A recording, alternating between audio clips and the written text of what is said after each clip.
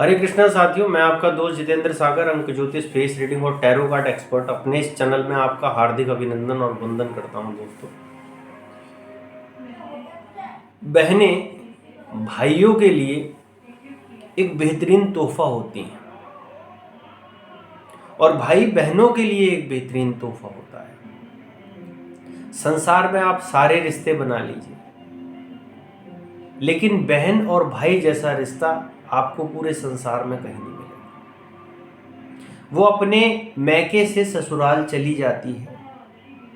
वो बचपन का खेल, वो बचपन का साथ, वो बचपन की गुड़िया, वो बचपन का चोर सिपाही का खेल, वो बचपन का लड़ना झगड़ना, ये जब सारी प्रक्रियाएं करते करते एक बहन इतनी बड़ी हो जाती है, अपनी एजुकेशन पूरी करती है, कहीं जॉब पे भी चली जाती है, और जब वो सयानी हो जाती है और जब वो घड़ी आती है कि उसको विदा किया जाता है, तो निर्दयी से निर्दयी व्यक्ति के आंखों में भी आंसू भर आते हैं।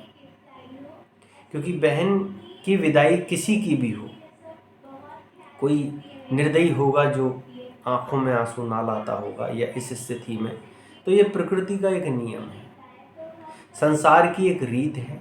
पहले वो इस घर में खुशियां देती है, उसके बाद वो जब उस घर में जाती है तो उस घर से वो सभी लोगों को खुशियां देती है। यानी नदी और नारी दो बहुत महान चीज़ें हैं, इनका आदर कीजिए। ये पूरे संसार में ऊर्जा का स्रोत फैलाने में संभव है, इसीलिए नदी और नारी को बहुत महान कहा गया है। इनकी गहराई नापना हर किसी के बस की बात नहीं है। इसीलिए मातृ तत्व को नमन और वंदन।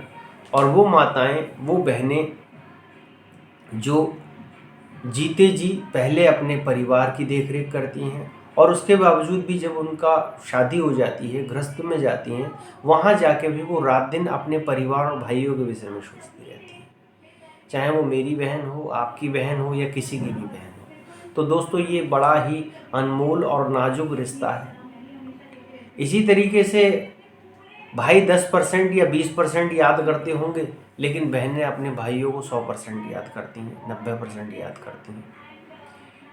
तो समय और धूल के रिश्तों से कहीं ना कहीं हम अगर दूर जा रहे हैं, तो हमें उन पुराने रिश्तों में लौटना चाहिए।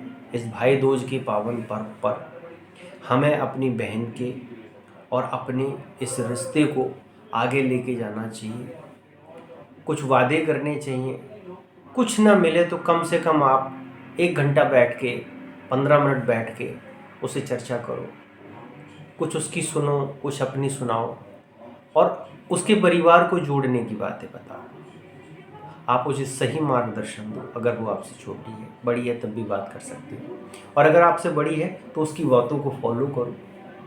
क्योंकि बहन माँ का स्वरूप होती है, वो पूरी प्रेरणा देती है आपको। एक जननी का जो पूरा अधिकार है वो उसी तरीके से आपको प्रोटेक्ट करती है, आपकी ढाल की तरह आपके सामने खड़ी रहती है। तो हिंदुस्तानी सारी बहनों और माताओं को मेरा सैल्यूट और मेरा नमन। और ईश्वर करे उन सारे भाइयों को बहनें हों जिनके पास बहनें नहीं हैं, और उन सारी बहनों को भाई हों जिनके पास भाई नहीं है। क्योंकि ये बड़ा दिव्य और बड़ा अनमोल रिश्ता है। इस रिश्ते की कोई थाह नहीं है।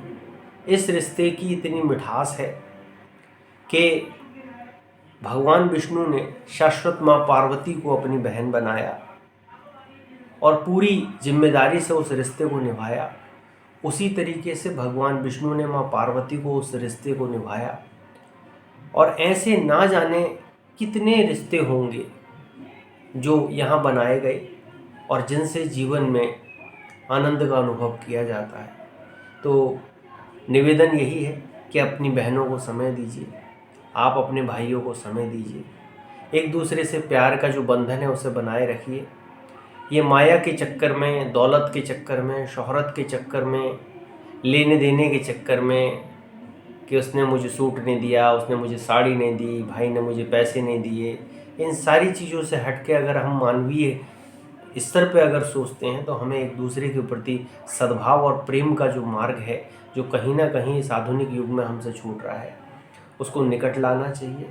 एक दूसरे के सुख दुख में खड़ा होना चाहिए। आप पे कुछ नहीं है, आप विनम्र भाव से मिलें। अगर इस रीत को आप आगे बढ़ाएंगे तो आगे वही आपके बच्चों में जाएगी, और जाएगी तो फिर आपका जो वो प्रेम है वो बढ़ता रहेगा। तो ईश्वर आपके और आपके बहन के रिश्ते को खुशहाल रखे। इन्हीं शुभकामनाओं के साथ अगली वीडियो में फिर प्रस्तुत होऊंगा। राधे राधे। पोस्ट अच्छी लगे तो शेयर कीजिए। आपका दोस्त जितेंद्र सागर, अंक ज्योतिष फेस रीडिंग, टैरो कार्ड और एनर्जी हीलर। धन्यवाद।